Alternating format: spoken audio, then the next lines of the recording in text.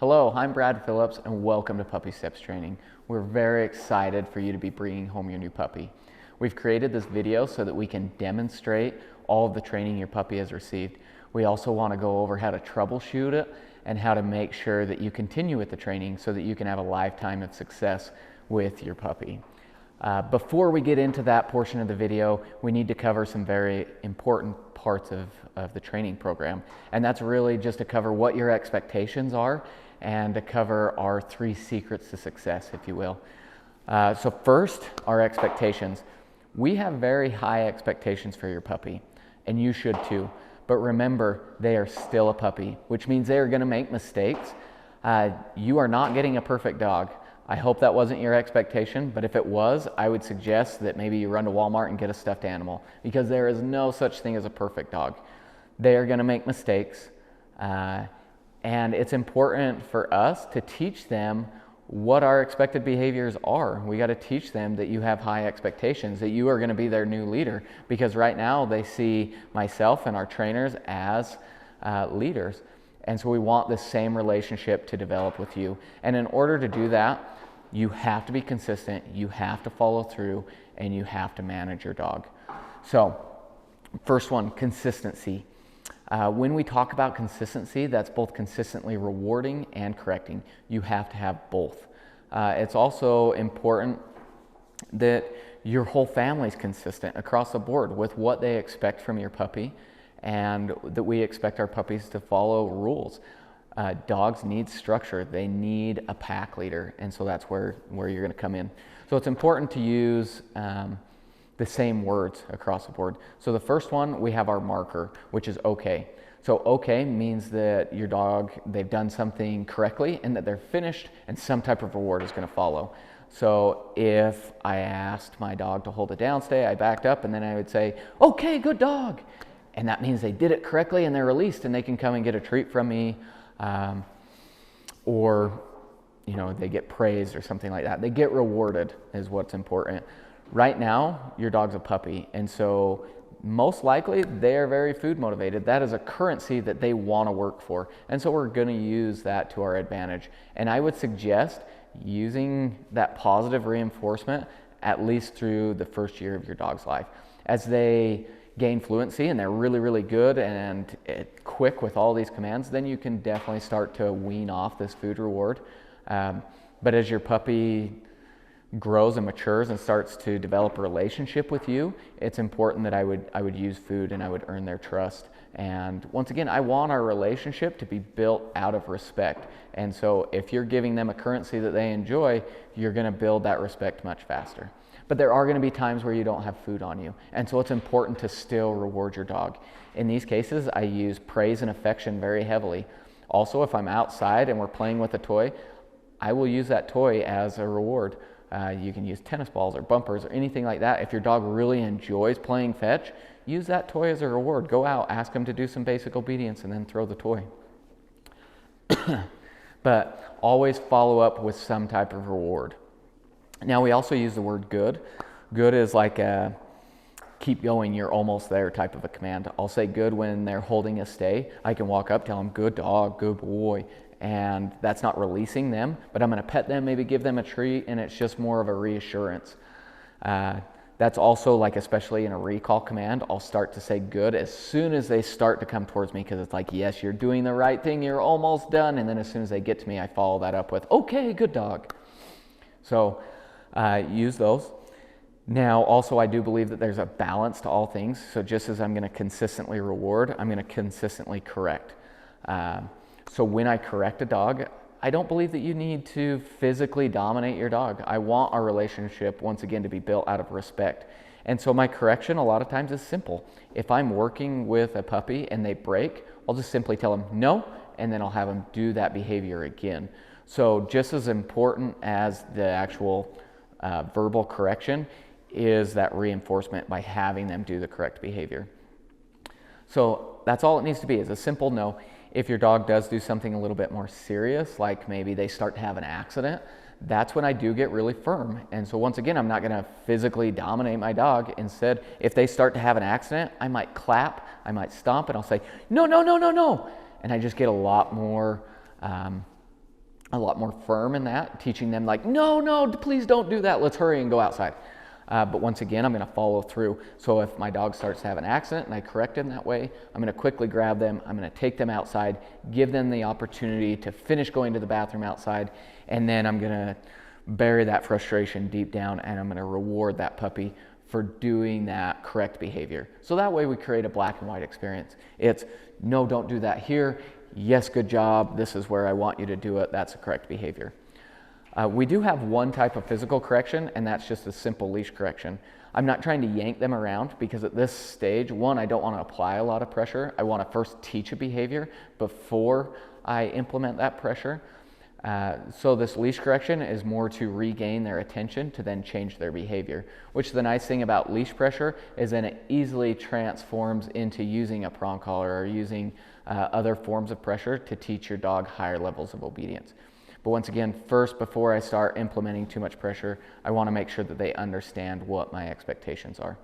So remember, this is a balanced dog training program, which means you have to have both. You need that positive reinforcement so you can teach, but you have to have that correction so you can establish what your expectations are. So then our second point is that follow through. It directly correlates to being consistent. If you correct your dog and they ignore you, you have to follow through. You can't just say no and then let your dog get away with performing an incorrect behavior. So one of these that I see all the time is a recall command. So if I call my dog to come and they ignore me, I am going to get my dog. Now I'm going to calmly go and get them. I'm never going to chase after my dog.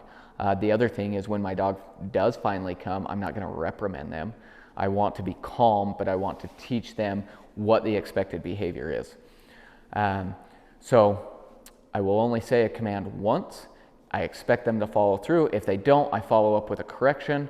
So I'd say no, and then I'm going to enforce the behavior. So in the situation, if I called my dog to come and they ignored me, I'm going to go and get them. The tricky thing, or not the tricky thing, but the important thing is, say I did call them to come and they failed and I got 90% of the way there, and then my dog was like, oh, hey, what are you doing? And came running over to me. I will reward that behavior because I don't want to reprimand my dog for coming to me. I'm not going to get frustrated and get mad at my dog for coming to me because there's a chance that they were just so hyper-focused on whatever was going on that they didn't register that you called them. Now, there are times where a dog might blatantly push the buttons. So another good example is jumping on a couch. So we have the command off. If one of my puppies came and hopped on this couch and I said off, and they looked at me like, well, what are you going to do about it? At that point, I mark that behavior. I say no, and I go over and remove that puppy. So I am teaching them that that is not acceptable. This is what is acceptable. So you have to follow through. Because if you repeat yourself, if you just sit there and you're like, no, Fluffy, off, Fluffy, Fluffy, get off.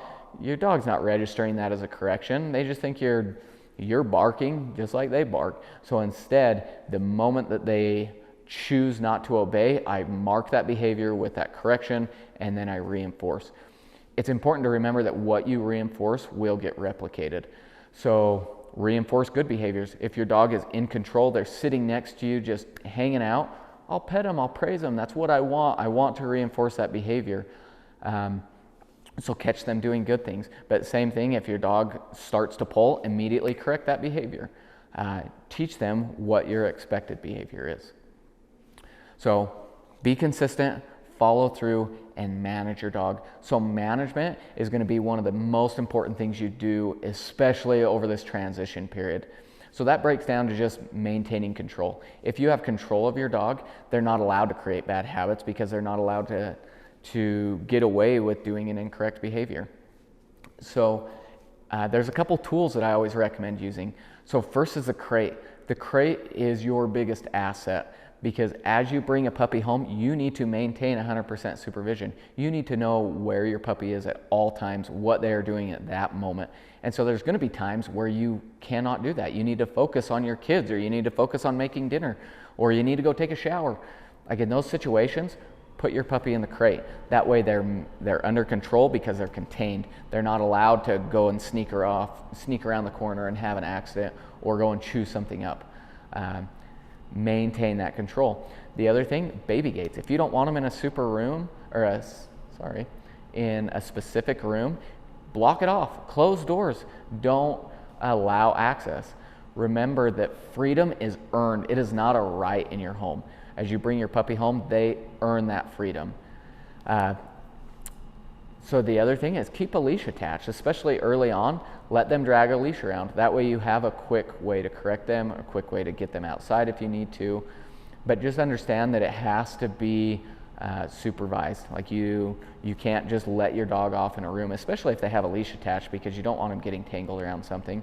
Whereas if I'm supervising them, giving them that strict supervision, I'm going to know what they're getting into or where they're at. And so I can immediately correct a behavior, I can immediately reward a behavior.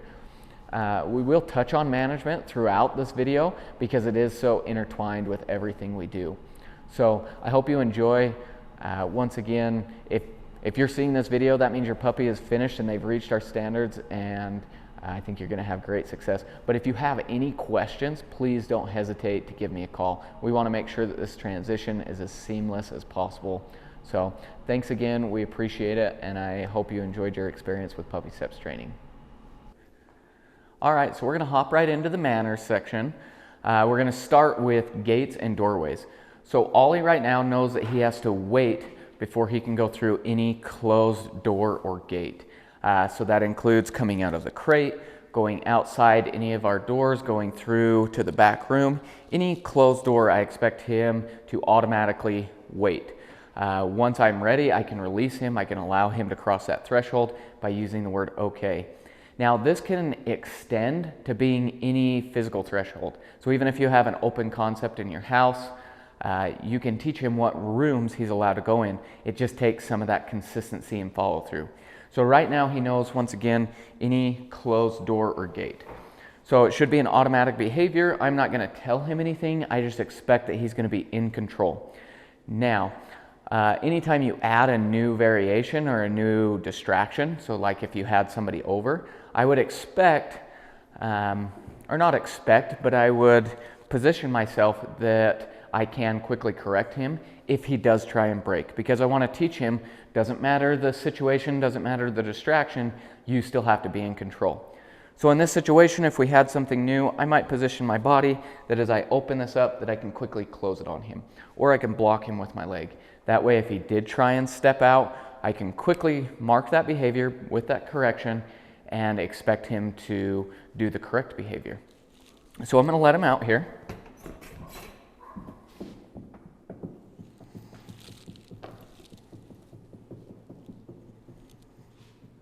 Okay, good boy, good boy. So that's my expectation. He doesn't have to sit, lay down, anything like that. He can be standing. He just has to show that he's in control. Good boy. Which is what he's doing here. He also just showed that he's in control by offering this greeting. So Ollie knows that before he's going to get any attention from me, he has to be planted. Good boy, good boy. Once he's planted, he shows me that he's in control, and then I can greet him, I can pet him, give him love, anything like that. And we'll touch on that a little bit more here in just one second. So continuing with the gates and doorways. So if you're going outside, you know Ollie's excited, maybe he's going to play with another dog, or you're going on a drive, or just something that gets him really motivated.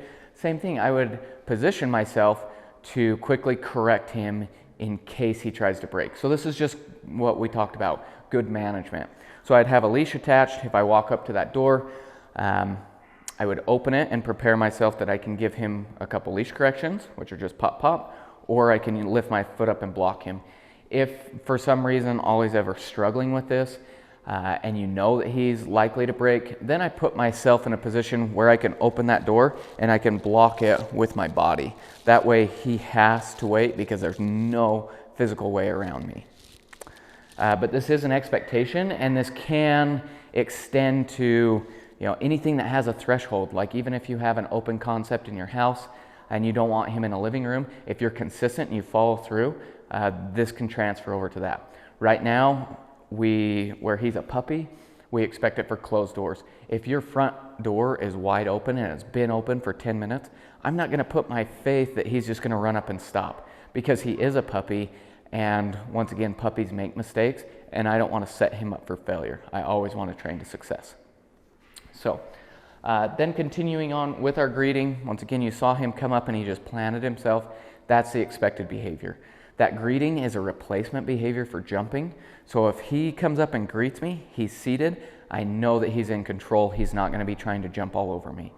The other thing it does is it gives me his eye contact. Good boy, huh? If I have his eye contact, I know that I have his attention. I know that he's focused on me and he's not distracted by everything else that's going on around him. This greeting is super important. Now, you don't have to expect him to sit every time you want to pet him. Like, he gave me this greeting. If we then took a step, come here, I can go ahead and pet him. Like, he doesn't have to immediately sit back down. But it is very important in the times where he's excited. So maybe he just came out of the crate. You've been gone at work, anything like that where he might be really excited to see you. I'm going to ignore him till he offers us this behavior. So if he's running around doing the zoomies, I'm just going to wait. You have to be in control in order for me to pay attention to you. This is also very important to hold this expectation when you're out in public or out on walks. If somebody else is coming up, they don't get to pet my dog unless he is sitting for me first. And I'm going to greet my dog first, which we'll talk about that in a little while. But expecting him to do this greeting shows you that, one, he's showing some respect, and two, that he's in control. Good boy, good boy. Yes, sure, good boy. All right, so mealtime manners. We will go over Ollie's routine in just a little bit, but we expect Ollie to hold a stay every time we feed him. This has turned into an automatic behavior as well. As soon as he sees that bowl or hears me shake it, he knows that his food's coming. So a lot of times he'll just immediately plant. If he doesn't, I can just lift that bowl up over his nose. Now, this should be an automatic stay. I shouldn't have to tell him anything. However, this is one behavior where if he repeatedly broke, I would take that bowl away and then ask him to stay.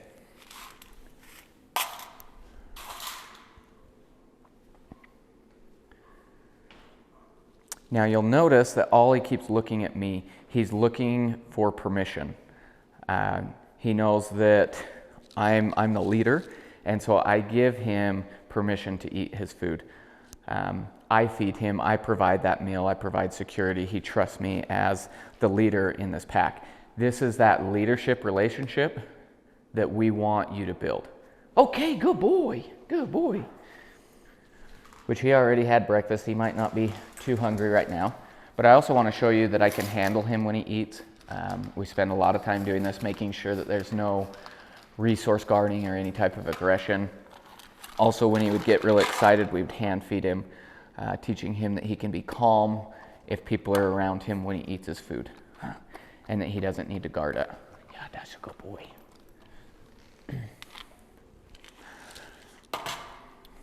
That's a good boy. That's a good boy. Now, we've spent a lot of time handling Ollie. Once again, I just want to make sure that there's no type of defensive aggression or resource guarding or anything like that. So he is very accustomed to being handled. We bathe him often. We've had the trimmers around his face, doing a lot of just that socialization along with handling. So you can see that I can lift him up. He's very comfortable with me. Oh, that's a good boy. Even he's getting a little big, but I just want to make sure that he's not going to get reactive with being handled. We also make sure that we handle them any way that, like, the groomer or the vet's going to handle them. So picking up their skin, handling their paws, like if they're going to get their nails clipped. Oh, that's a good boy. Any of that. Good boy. Good boy. Now, we also handle him when he has, bully sticks or toys or anything like that. Once again, we just want to make sure that there's no type of aggression, no type of reaction there. Now, when a dog is stressed and then they go, like when he comes home, if you have a whole bunch of new toys, sometimes the dog can get a little possessive because now they just found this new stash and they're in a stressful environment. So one, it is very important to watch him with his toys and his chews, especially in that new environment, and make sure that he doesn't growl or he doesn't get, just to make sure he doesn't guard. Good boy. Huh. Oh, our squeaker's kind of broken. So this also, like I said, pertains to his own things. We spend a lot of time handling and playing with him with toys. I want to make sure that he's comfortable with me. He's not going to reach out and bite my hands. He's not going to try and grab it and run the other way. Oh, good boy. Toys are also a really great form of redirection. So I make a rule that when my kids play with the puppies, they have to have a toy. So that way, one, he's not going to accidentally grab a pant leg or an arm or knock a child down. Instead, he's going to be directed towards that toy. And if you get a child that's maybe a little bit nervous, they can then throw the toy and direct Ollie away. Good boy. Drop it. Good dog. Good boy. Good boy. So just like that, when I play with him, I expect him to physically release objects. I don't ever want to pull them away from him. So we have that drop it command, which I expect him just to spit it out and make eye contact with me. Ollie, drop it. Good boy, good boy. If I'm playing with a toy, the toy is then the reward. So I'm going to toss it. I'm going to get him playing. Once you pull out food or treats while you're playing, he's going to lose interest in the toy. And so I want to keep that toy drive. Oh, good boy. Drop it. Now if he holds on to it, no, there you go. I'm going to tell him no, and then I'm going to give him an opportunity to think about it. But if he doesn't immediately spit it out, if I tell him drop it, good boy, then it's no, and then I'm going to remove that object. Once again, I'm not going to pull it out of his mouth. Instead, I'll come right over the top, and I'll just wrap his lips around his canines. So it's not going to hurt him at all, but he is just going to immediately spit it out. Ollie has great drop-its. We've been really working on expanding those and making it harder. So we've included, spilled trash or food or some of these things that he might encounter other places that are really stimulating to him, are really exciting. The expectation is the same. If I ask him to drop it, he needs to spit it out. If he doesn't, I'm going to tell him no, and I'm going to remove it. Good boy, huh? So here I'll grab a bully stick, which is really exciting to him. No. Good. So you'll even notice that he was kind of chewing on his leash. I said no, and he immediately spit it out. That's what I want. So I'm going to give him this bully stick, let him chew on it for a second, and then I'll go on and remove it.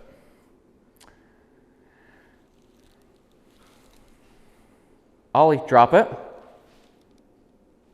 No. Oh, good boy. So just like that, I said no, and he spit it out. Now, because he disobeyed me, come here. I'm going to make him earn this back. So I'll ask for a sit. Maybe I'll watch me. Okay, good boy. And then I'll give it back to him. And I'll give him a second, and then I'm going to try again. Ollie, drop it. Yes, good boy. Okay, good boy. Good boy. And in this case, this bully stick is really rewarding. So I'll give that back to him because that's what he wants. And sometimes even like this, we'll practice. I'll ask him to drop it, and then I'll say okay and allow him to pick it up again. But he's not allowed to immediately go for it if I haven't used that marker word or told him okay. Ollie, drop it. No, drop it. Good dog. Okay, good boy. So there I can release him back to it. Yeah. Good boy, good boy. Drop it. Yeah, good. So sometimes he can think that he's a little sneaky and he'll open his mouth and let it go and then try and grab it again. That's not okay. He's not allowed to go after it unless I've told him he can go. Yeah? Good. So right there, what I'm working on is I just don't want him lunging towards treats. So we've taught him to be gentle with his mouth, whether he's taking bully sticks or treats. He also knows that all four paws have to be on the ground. He's not allowed to come up and get anything. If he did kind of lunge at my hand, I'm going to pull it away. And if he was really excited about grabbing something, then I'll tell him gently and expect him to be a lot more cautious. Ollie, drop it. Good boy. So I'm going to take his bully stick away. So there I replaced it with something. I gave him a treat to give that bully stick up. Ollie. So in general, I always give him treats in the palm of my hand. I usually tuck it under my thumb. That way I can control it. And I expect him to use his lips and his tongue. I don't want to fill his teeth. So if he reared up, I would just tell him gently, good boy. And he should be very, very soft. So I can even give it to him in between my thumb, my thumb and forefinger. And I expect him to still be cautious. Good boy. I don't want him engulfing my hand. Good dog. Good boy, huh? That's a good boy. Now, Ollie is teething very heavily right now, and he's going to continue to teeth for the next, couple months. And so chewing is very, very important. And we want to teach him what he's allowed to chew on and what he's not. I want to make sure that we're not going to have chewing disasters. So this is a big behavior that you have to manage. And by managing that, you're going to prevent these disasters from ever happening. So the best form of management is avoiding it. If you have toys or shoes or anything that you don't want him to get, keep it up off the floor, keep it behind closed doors. That way he never has the opportunity to chew it up. Now, it's not always possible in your home. There's always something that Ollie's going to have access to, such as baseboards or couches or table legs, things like that. So that's where, one, we need to make sure that we're giving him strict supervision while he's still a puppy, and that's where replacing is going to come in. So if I saw him go up and he started chewing on a table leg, I would immediately tell him no, and then I would give him something of similar texture, and that's really important. If you can match that consistency, you're matching his needs. Now, if he picked up something like a sock, at that point I would tell him no, drop it, and then as soon as he drops it, once again, I'll replace it with something of similar texture or consistency. But if it's just something like baseboards or table legs or something that's more of a fixed object, I'm just going to tell him no and then replace it. But if it's something that he's actually picked up and is carrying, then I will ask for that drop it. Now, it's also important to understand that, one, chewing is a destructive behavior, and destructive behaviors happen a lot with dogs that haven't been exercised. So it's super important that you give him adequate exercise. A tired dog is a good dog. I would also make sure that I give him adequate things to do that's both mentally stimulating and physically stimulating. So that way you can wear him out both ways. If all you do is exercise your dog, but then you just put him in the living room, he's going to get bored. And that's why training is great, because it makes him think, it wears them out mentally. And then also I'll do like interactive toys, because if I can keep him busy, it's going to keep him out of trouble. That's also why, like, if we have a downtime, like I'm reading a book or watching a show, I'll put him on his bed and then give him something to chew on. That way it keeps him preoccupied and he's not going to go and find something to chew on. I also want to rotate the things that I give him and give him options, because if you only give him the same thing over and over again, pretty soon he's going to get bored with that and he's going to go try and find something new to chew on.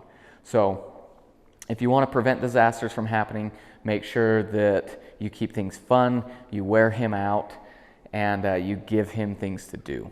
So our last manner that we're going to talk about is jumping. So we spend a ton of time on that, making sure that he's not going to jump up on me or on furniture or anything that I don't want him to. We've taught him the command off, and off means to immediately get down. There's no questions, no pauses, it's you get down right now.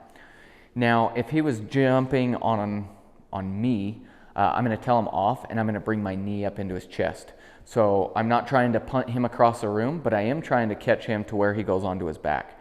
By doing so, I'm showing him that, hey, I'm the leader, you're not allowed to jump on me. It's super important also, if he's running up to you, that you never step backwards.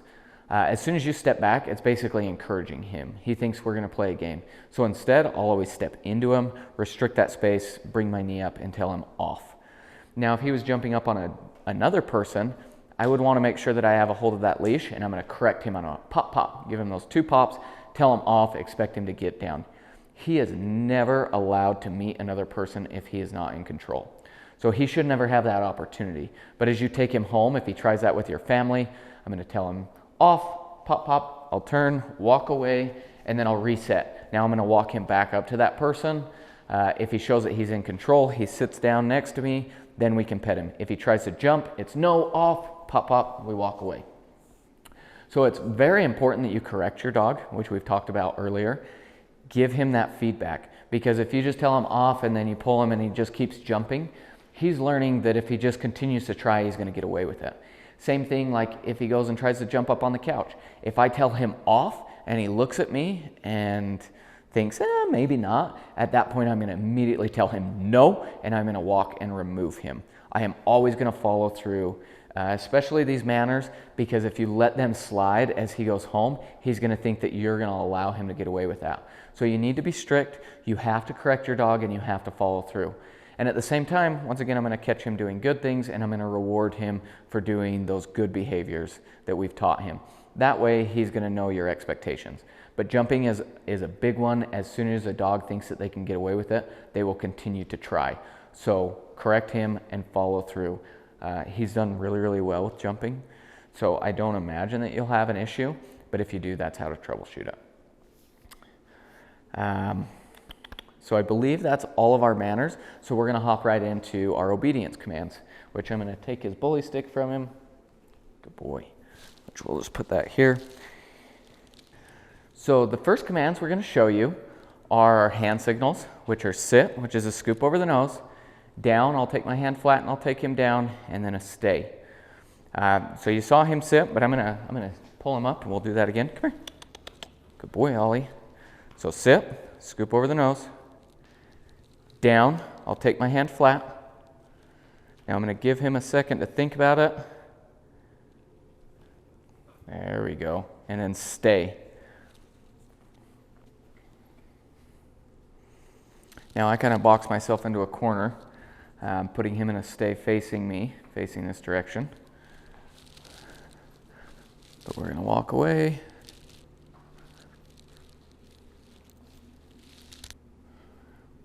Maybe add a little distraction. Put a treat on the floor. Okay, good boy. Good boy. So you'll notice that Ollie took a little bit of time there with his down, and I just gave him that time to think about it. Now, I would continue to work and expect him to get a little quicker.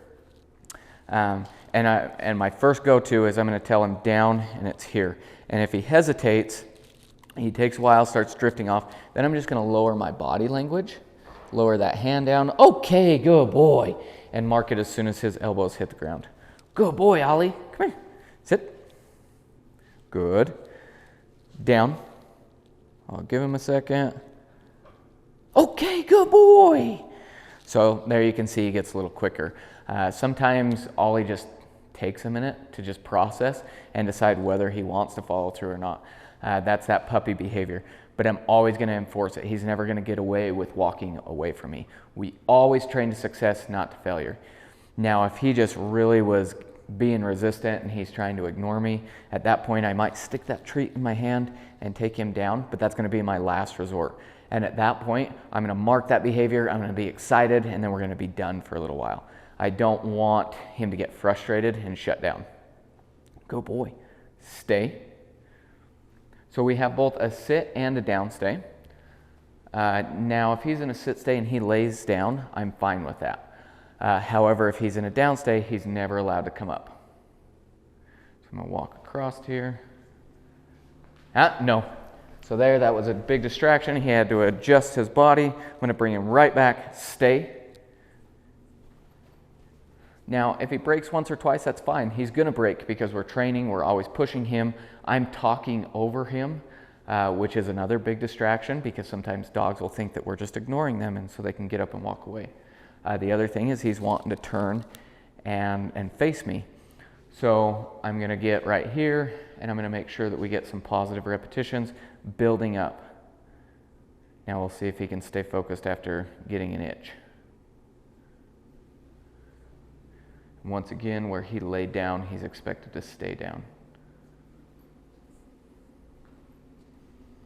Okay, good boy.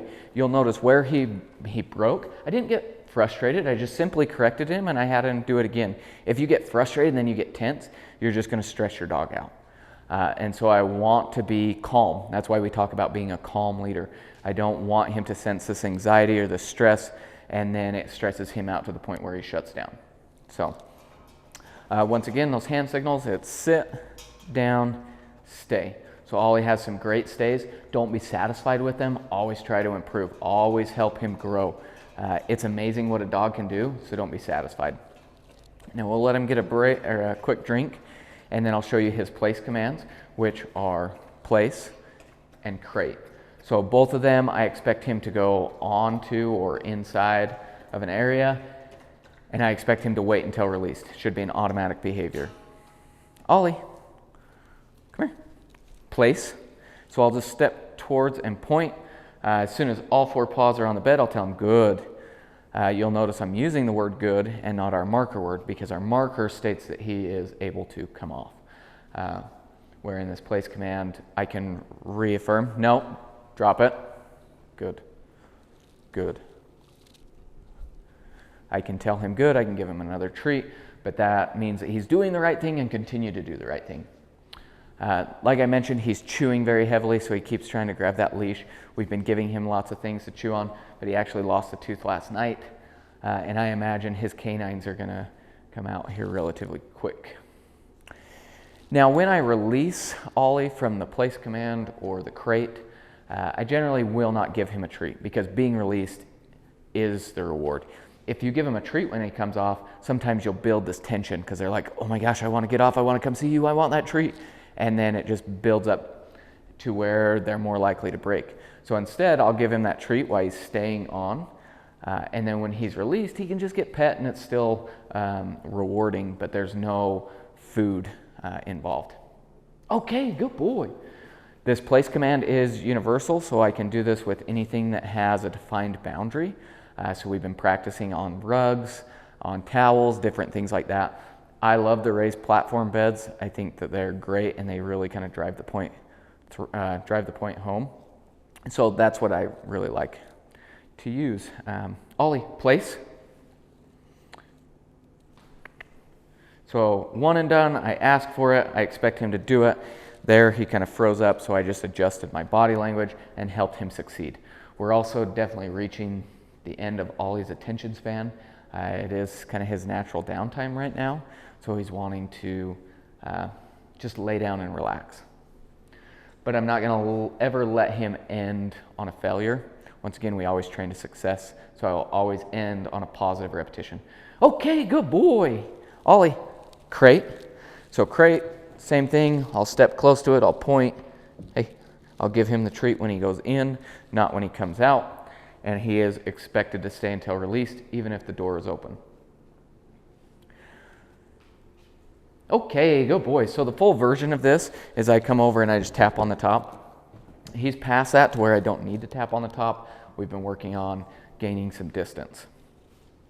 And once again, if I do close this door, when I open it, that's not the release. I physically or verbally will give the release. Okay, good boy, Ollie. Good boy. Good boy. Ollie, crate. We will talk about crate training here in a little bit. But this command is very important. It's important to practice it. If you just use it when you're going to lock him up, he's going to understand that, and then will hesitate to go in. So keep it positive, keep it variable. Okay, good boy. Mine is in my laundry room, or my crate is in my laundry room. So anytime we're doing laundry, crate, I might just send him in a handful of times just to get a treat and come back out. And that way I keep it rewarding.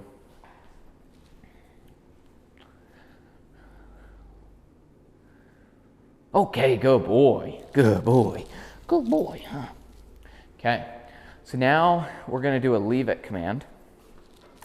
I'm gonna come over here and grab some hot dogs and cheese because I want a little bit more of a higher value reward, because I've been dropping a few treats on the ground, letting him eat them, and now I'm gonna drop a treat on the ground and I'm gonna expect him to leave it.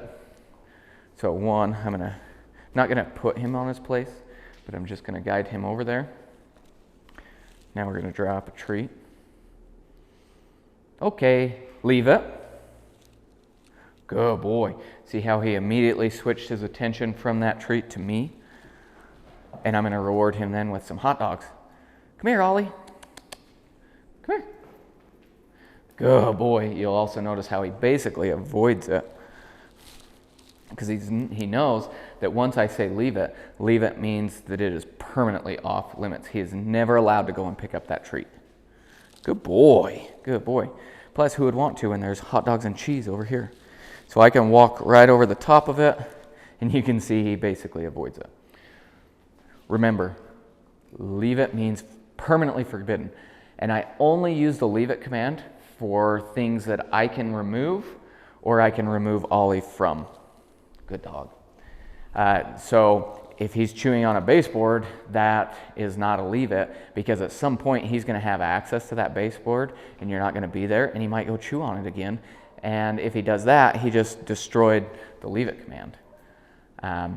So I do that for things that I can control, I can manage. So I can remove him or remove the object, but it is permanently forbidden. This isn't a command where I can put treats on his paw and tell him to leave it and then release him and he can eat them after that. Once again, even if it's food, it is forbidden. I will take it away or I will take him away. Good boy, good boy. Now, the last command here that I'll talk about is watch me. So watch me is just to regain eye contact. We use this a lot on walks. It doesn't matter what he's looking at, my expectation is the same. He just needs to make eye contact with me. It doesn't have to be this prolonged stare into each other's soul. Instead, I'm just going to mark the immediate switch of focus. So where he's focused pretty heavily on me, I'm going to use these hot dogs here as a distraction. I'll put it right here in front of his nose. Watch me. Okay, good boy. So just that shift in eye contact. He makes eye contact with me, I reward it. We've also taught him his name in the same manner, where I can just say, Ollie. Okay, good boy, good boy. The only difference is when we practice watch me, I'm always using a food reward because I want to heavily reward and motivate him that he needs to break eye contact with whatever distraction and focus on me. So I want it really, really positive. Where his name kind of gets casual, and so I'm not going to treat him every single time I say his name. Watch me. Okay, good boy. We do have our recall command, which I will talk about here in a few minutes when we do some long lead exercises and talk about the leash work. So, good boy. All right. So we are going to talk about his crate training and house training now. So I'm going to give him his bully stick back and allow him just to relax. Probably even slide his bed a little closer. Just because for the next few minutes I'm just going to talk at you. So crate training. Once again, the crate is a huge tool. It's one that I suggest that you keep using, and we've spent a ton of time making sure that he is very accustomed to the crate and very comfortable in there. This took a while for Ollie to overcome. He did not like being in the crate, and he would protest. He was very loud when he did that. A lot of that came from he wanted to be with Snowy, which, being that you're not going to the Snowy and him are not going to the same house, it was important to separate them, and then it was also important to teach him that the crate's not a bad thing. It's a comfortable place. It's a place where he can relax and he can just unwind and chew on something. So the crate, once again, very valuable. He is very comfortable in there now.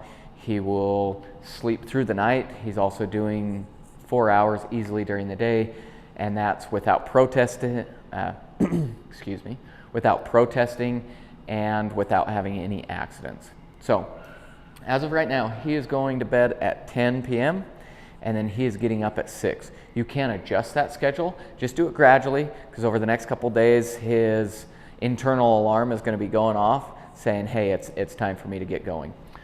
So it's also not a bad idea to set an alarm and give him a break from the crate, just a quick bathroom break in the middle of the night. So I do it like 2 a.m. Just set an alarm, get up, put a leash on him, go outside to the bathroom, put him back. That's just to avoid any unnecessary accidents that may come with stress. Stress on a dog will make them have to go to the bathroom more frequently, as well as get a loose stool. So this is just some preventative management here. It is also very important that you keep the crate variable, because if you only use it when you're going to leave or he's going to go to bed, once again, he's going to realize that, and you can create some separation anxiety because he's like, oh my gosh, they're leaving me, which we don't want to do. So it's important that you crate him when you're home as well as when you leave. Also keep the time frame variable. If you have a routine that you're always gone from 1 to 4, that's fine. He'll do great in the crate, but make sure that sometimes when you get home, you can let him out immediately. But sometimes I would come home, I would use the bathroom, I'd get a drink, I would take your time letting him out so that he doesn't just grow to be reliant or expected that he's going to be let out right when you get home. Because otherwise, if you're late one day, you don't get home till 4:30, the last 30 minutes he's been crying because he's like, hey, where are you? I'm supposed to be let out. So I don't want them to learn that type of behavior. Like I said, he took a little while to get used to the crate, so we don't want to revert back to any of those behaviors. If he does cry in the crate, which he might, especially the first day being there, once again, that stress is directly involved in that. If I put him in there and he immediately started to cry, the most important thing you can do is ignore him. If you go over and you let him out while he's crying, he just learned that if he throws a temper tantrum, you're going to let him out of the crate. If you go over and you stick your fingers in the crate and you're like, oh, it's okay, I'll let you out in a little while, then he just learned that if he throws a temper tantrum, you're going to come and console him. So by doing that, you can create some really unwanted behaviors. Instead, I'll just ignore him. If his crying carries on longer than a couple minutes, then I might say, Ollie, hush. Maybe even clap, something like that. But just to, hey, settle down, go to sleep. We're not trying to be rude. It's not like, hey, you need to shut up and lay down. But it is teaching him that crying is not the way you get out of the crate. You have to show that you're in control if you want out. And you need to relax in there because it is a downtime. So tell him hush, expect him to quiet down. I don't think that you'll have any problems past that. If he did really revert back to where he just wanted to scream and cry in the crate, I would then maybe pull out a penny shaker, which you can go and buy one, or you can just get like a Gatorade bottle and put some gravel in there, and then I'll just shake that and say hush. The other thing that I'll do, and actually my first resort, is if he's crying, I'll just drape a blanket over the crate. Dogs are very much like parrots, where if they can't see what's going on, they're going to settle down a little quicker. So cover that crate and expect him to relax. The first time that you do put him in a crate, you may want to prepare yourself that he might cry, so have that blanket handy. I would also maybe have a bully stick handy, so you can just give that to him, and that way he can just relax. So, but he has done very, very well in the crate. We have not had any accidents in quite some time. Also, he has been very quiet for the last few weeks. So yeah, that's our crate training. So now we'll talk about house training. So house training is the big one, right? Ollie has been doing very, very well with the house training, but now we're taking him from a familiar environment and putting him in an unfamiliar environment. So one, we have to be patient with him. We have to have patience with him. And then we also need to make sure that we are teaching him that our expectations are the same. We expect him to ring the bells to go to the bathroom. We're going to teach him where he's allowed to go to the bathroom, and we are going to make sure that we try and prevent any accidents from happening. And that's where management is so important.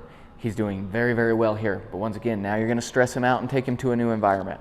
And so it's all right to be a little bit paranoid. I would rather take my dogs out 12 extra times than have to clean up one accident.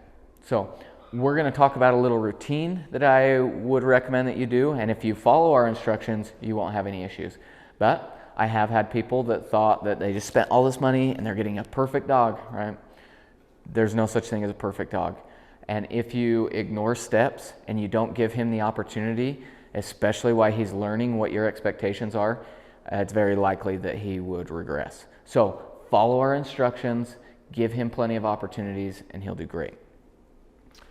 So first things first, before he steps foot in my house, I like to give him the opportunity to go to the bathroom. So if you have a specific area you want him to go, take him on the leash, give him a few minutes to relieve himself. After that, then you can bring him inside, and then I would recommend targeting the bells right off the bat, which I'm going to show you how to do here in a little while. After you target the bells, for the first 24 hours, I'm gonna take him to the bells and then take him outside every 30 minutes. Set a timer, every 30 minutes, he rings the bells, we go outside. The exception here is if he's in the crate, I'm not gonna pull him out every 30 minutes. He's good to be in there a few hours. Or if he's just passed out asleep on the bed, I'm just gonna wait till he wakes up. But as soon as that alarm goes off, I am like, all right, I need to know exactly when you wake up. So 24 hours, we go every 30 minutes. The following 24 hours, we extend that to 45 minutes. On day 3, we go to an hour, and I would stay at an hour for 3 or 4 days. Finish that week off, don't surpass an hour the first week. Also on day 3, I am no longer giving him a treat when he touches the bells. He only gets a treat when he actually goes to the bathroom outside. Okay? Now, after that initial week, then you can start to increase to 2 hours, which 2 hours is our standard. Ollie can do that easily. But for the first month, I wouldn't surpass 2 hours because once again, I would rather be paranoid. I would rather ingrain this into his memory, into his mind, than have to clean up accidents and push him too quickly. All dogs are different. All dogs transition different. So whatever happens is normal. If you try to jump up to an hour and a half and at an hour and 15 minutes, he's acting like he really needs to go, let's back it back down. Let's go back to an hour for a few days. Once again, be paranoid. It's going to save you in the long run. He's been doing phenomenal, but we need to really teach him what your expectations are and that your expectations are the same as ours. Also, look for signs that he needs to go. If he gets up and starts sniffing, he starts panting or pacing back and forth, starts doing a little circle, just get him out. Just anytime that your gut says maybe he needs to go to the bathroom, generally it's right. So I would just take the opportunity, have him ring the bells, go outside. It is critical over the next month that you give him 100% supervision. This is not my 8-year-old is watching him. It's adult supervision. It's responsible supervision. I know where he is at every second. I know what he's doing. This also isn't, well, he was in the same room as me, because a lot of rooms, he could probably go in the corner and you never see him. So 100% supervision. If you find an accident after it has already happened, that's your fault. There's nothing we can do about that. Correcting him won't make a difference because he's already forgot about it. So it's a slap yourself on the wrist. Now we're going to try harder. If he's going to have an accident, it's going to be right in front of me. And that is when I get the scariest. I say, no, no, no, no, no. And I just grab him and run him outside. Oh, good boy. Because one, I'm going to teach him at this point, I just scared you. This is not what we do. Now I'm going to run you outside. I'm going to give you an opportunity to finish. Once you finish, I'm going to bury that frustration deep down and I'm going to praise you. I'm going to reward you. And now I just taught you, this is unacceptable. This is what I want. Yes, good job. So that way you can create a black and white picture here. So like I said, he's been doing great, but if you have any questions, don't hesitate to reach out to me. We want to make sure that this transition is as smooth as possible. So please, any questions, reach out. He's been doing great. And real quick, I'm going to teach you how to transition the bells, how to target them. So the first time you have him ring the bells, they're going to be off the door. So I'm going to take your bully stick away again. Come here. So I'm going to bring him over here. I'm going to step on his leash. And all I'm going to do is once he's sitting, I'm just going to hang the bells right here next to his face. Nope. And wait for him to touch them. So this takes a little bit of patience. Sometimes it takes a minute, but I'm just going to direct my body language at the bells and I'm just going to stare at him, which he's getting a little tired. I'm going to keep him up. One thing I'm not going to... Okay, so even that simple touch I'm going to reward. I am never going to hit him with the bells. He's got to physically reach out and hit them.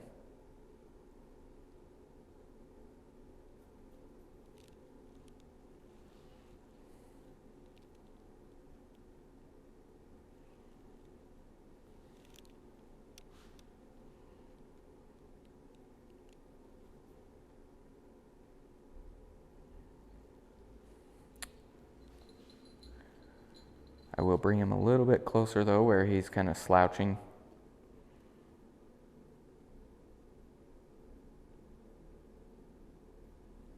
Nope. but I'm not gonna let him walk away. Come here.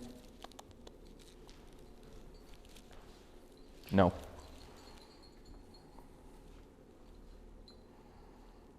Okay. So now we're gonna take him over to the door. I'm gonna hang him on the door. And same thing, I'm gonna expect him to ring him. Okay, outside, good boy. Okay, outside, good boy. Okay, outside, good boy. And then we're gonna take him out. So where he's right here tight to the door, I'm gonna keep this leash ready if he tries to break through.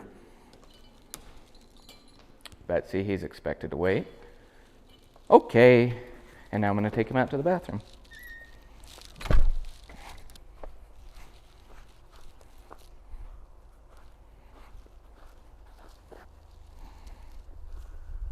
Outside.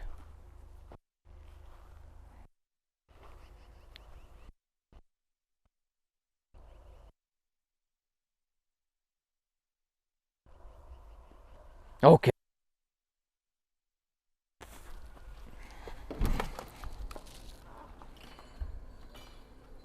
Okay.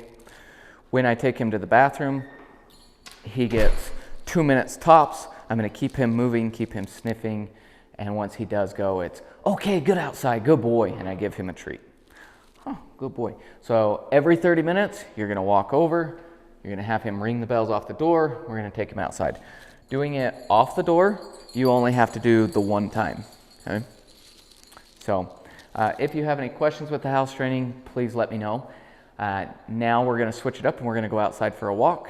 So I'm going to move the camera.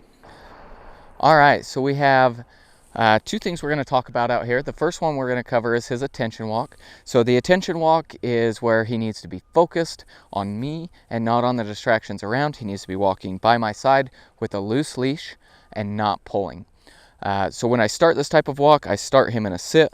You'll also notice that I have a 4-foot leash here, but I wrap that once, and so he really only has maybe 1.5 feet, 2 feet of slack in that leash. I still want it slack. I don't want to be holding it up high or putting tension in the leash, because then I'm teaching him to be anxious, because he can feel that tension and it makes him nervous. So I want it relaxed, but this way I have a way of a quick correction, which can just be those 2 pops. You'll also notice that I'll use leash pressure when I'm turning, which is just slight pressure on the leash depending on what I want him to do. So I'm just going to quickly demonstrate. I'll walk back and forth what this walk looks like. Let's go. Good boy. Good boy. Let's go. So he's by my side, matching my pace. He's not allowed to focus on distractions around. And when he does look up at me, let's go. I will mark that behavior with a reward. Good dog. Good boy. When I stop, I expect him to stop and I expect him to sit down. If he doesn't immediately offer it, I'll just kind of take a baby step into him. Good boy. Good boy. Good boy. Let's go. Now, if he started to pull, I would tell him easy, and I'd give him these 2 pops on the leash.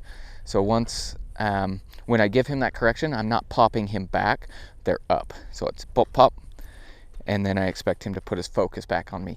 If he continued to pull, I would come to a complete stop and expect him to put the focus back on me. If he then continued to pull, even after I stopped and told him easy, at that point, I'm gonna tell him no, I'm gonna correct him again, and I'm gonna walk away from the distraction.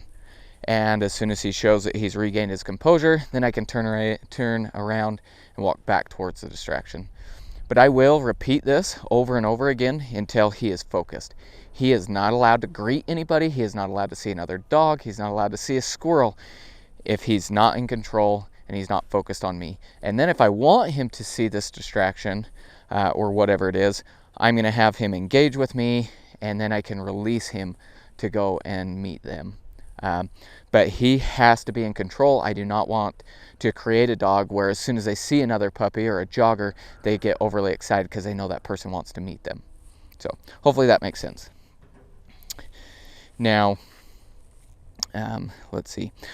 One of the most important things you're going to do, especially on walks, is engage with your dog. So anytime that type of distraction comes out, especially if I get a dog that's a little bit reactive, which the stress of a transition will create reactivity in a dog, I'm going to engage with them. So basically, the moment that I see a distraction coming and I notice that Ollie sees it, maybe alerts to it at all, I'm going to immediately engage with him. And so what that looks like is it would be me putting my back towards the distraction.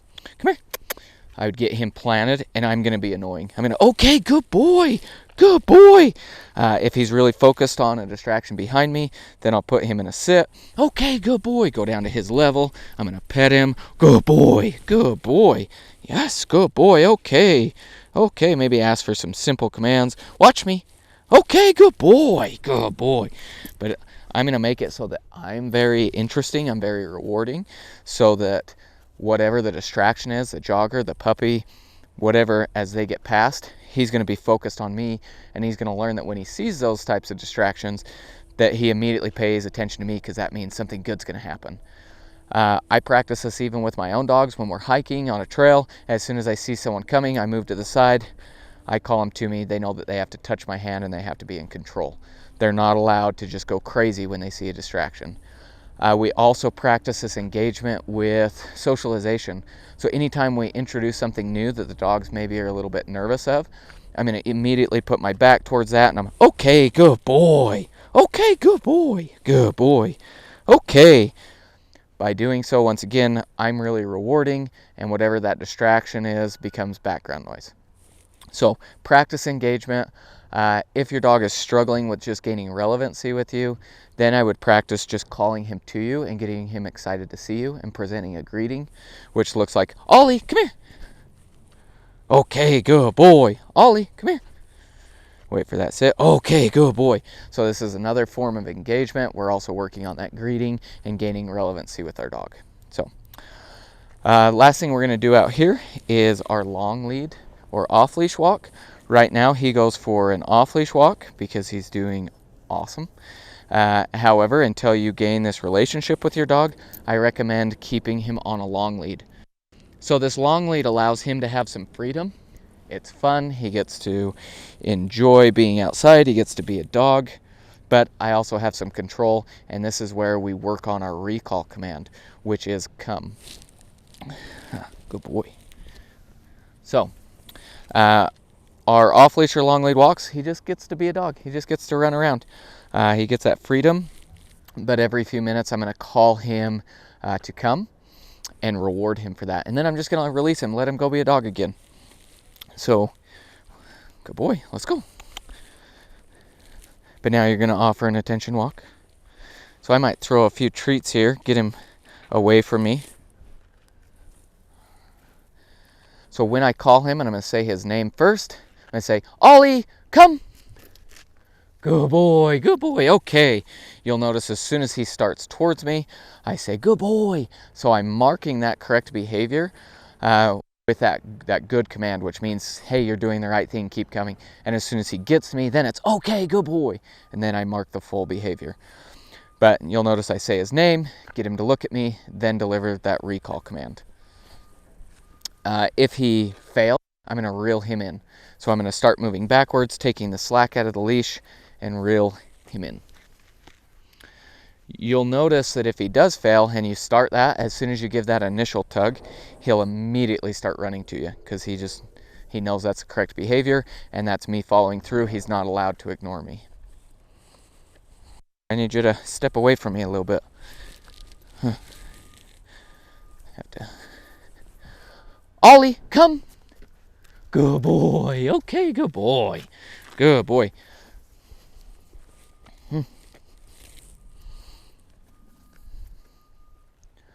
Ollie, come. Okay, good dog. Good dog. So as simple as that. But every time you call him to come, expect him to follow through. He never gets to fail. This is important, really important. Anytime you call him to come, even if it's, 6 o'clock in the morning, it's raining outside, you let him go to the bathroom and he decides he wants to go for a little run out in the yard. If you call him to come and he ignores you, you then have to go and get him. So if he did fail, I would immediately say no, to walk towards him. If he then turned and came running to me, I'm going to reward that behavior. I'm okay, good boy, because I want to reward him every time he comes to me. You never, never, never want to reprimand your dog when they come up to you. Otherwise, you're teaching your dog that coming to you is a bad thing. Good boy. Even if I out and I made it 90% of the way there, and that last 10%, like, oh, hey, what are you doing? I'm going to reward that behavior. But if I make it 100% of the way, then I will tell him no, I will clip a leash on, and we will go. But if I call him, you have to follow through. You're going to get a dog that will just ignore that command. So Ollie's great. He's done. I think you guys are really going to enjoy him. But once again, if you have any questions, please call me. We want to make sure that this transition is as seamless as possible. So thanks again, and we'll talk to you soon.